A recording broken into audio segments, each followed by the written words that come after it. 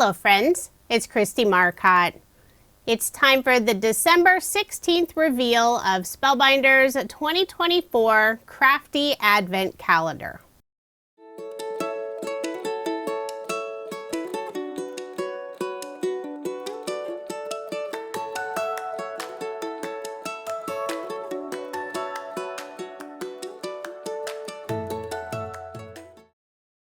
If you have the Advent Calendar and haven't looked at the December 16th item, now's the time to pause the video since I'm about to reveal it. If the Advent Calendars are still available, I will have them linked in the description box. We'll find number 16, it's on the right side, just a teeny tiny window. We'll open up that flap. There's several different words, and it looks like we have a sentiment die set.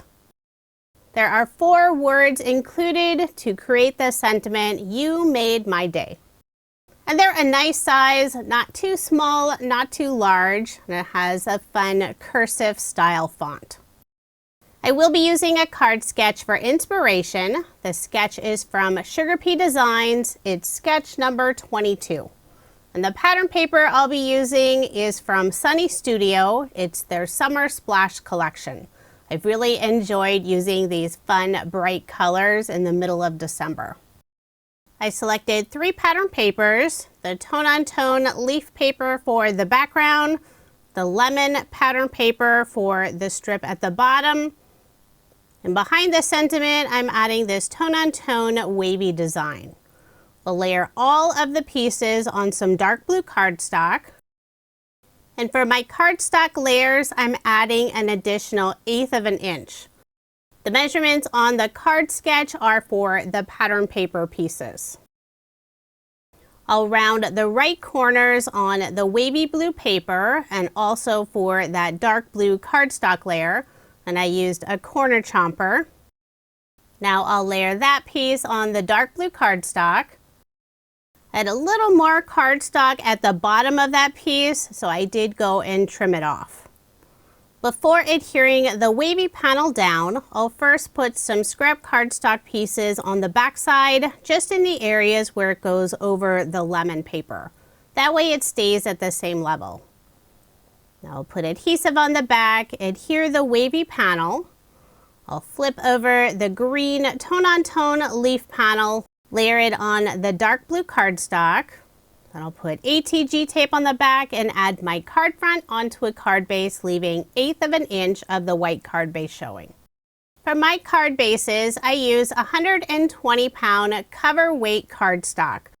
I buy the cardstock in bulk from a local paper store. I pay them to cut it into card base sizes, and then I crease the card bases myself.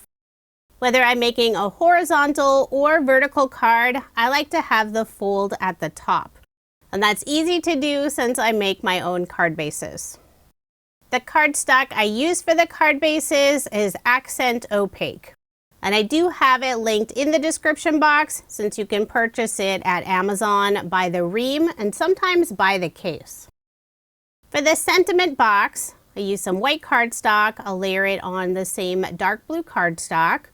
I'll adhere that piece in place. And for the little banner underneath on the left side, just using more of the dark blue cardstock. I'll cut a fishtail on the bottom, trim off a little bit from the top since it's longer than I want. Then I'll put glue on the back and tuck it underneath that sentiment box on the left side. Around the sentiment, I'll be adding some gold hearts, and these are RUB-ONS transfers from scrapbook.com. It's the handwritten heart set. But first I need to adhere the sentiment.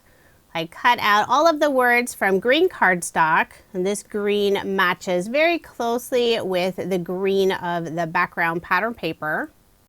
I'll lay out all of the words, trying to get them evenly spaced. Then one by one, I'll adhere each of the words. And I'm starting with the middle word, made. Then I'll put you above it, and then my day will go in the 3rd line, putting both of the words together. I have all of the pieces for my card stored in one of Spellbinders craft stack trays.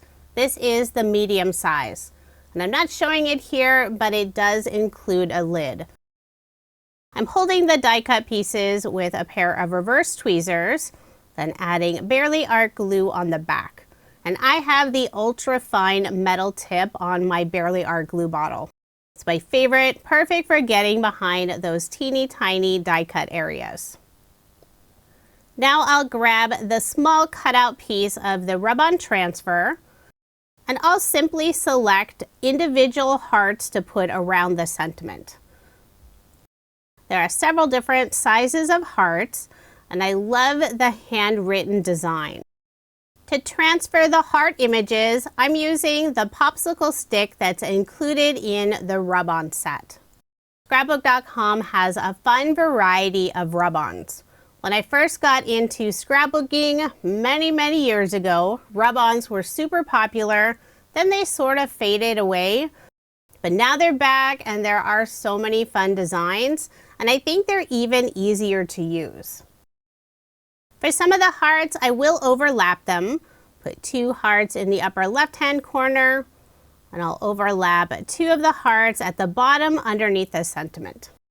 I'll add just 1 final heart in the lower right-hand corner underneath the word day. For embellishments, I'm adding some of the yellow sequins, and these were included in a previous Advent calendar day. They match beautifully with this pattern paper. I'll put 2 in the upper right-hand corner and 3 in the lower left-hand corner. And I selected both of the sizes. I'll add a small drop of barely art glue, and I'm picking up the sequins using the wax tip end of Scrapbook.com's Craft Pro Pick tool. This is a must-have crafty item since there are 4 tools included in just that one piece. So there is my finished card, and here's a look at the card my daughter made. She included the embossed border from a previous Advent calendar day, and she used up a bunch of her pattern paper scraps using a quilt die from MFT. I haven't used that quilt die in a long time. I think I may need to pull it out again. And if you are interested, I will add a link for the quilt die along with products I used for my card. Be sure to come back tomorrow for the December 17th reveal and a card. Thank you so much for watching, and I hope you have a wonderful day.